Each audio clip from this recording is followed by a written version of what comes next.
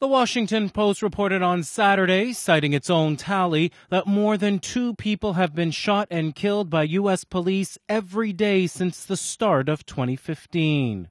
The Post's analysis comes as a national debate is raging over police use of deadly force, especially against minorities. The publication revealed that during the first 5 months of this year, at least 385 people were shot dead by police, a rate of more than 2 a day. The death rate is more than twice that tallied by the federal government over the past decade. The investigation found the racial scope of the shootings was equally divided among whites and minorities. However, among unarmed victims, 2/3 of them were black or Hispanic. The tally uses census numbers for the areas where the killings took place. It found blacks were killed at 3 times the rate of whites or other minorities. According to the analysis, out of thousands of police shootings since 2005, only 54 resulted in criminal proceedings.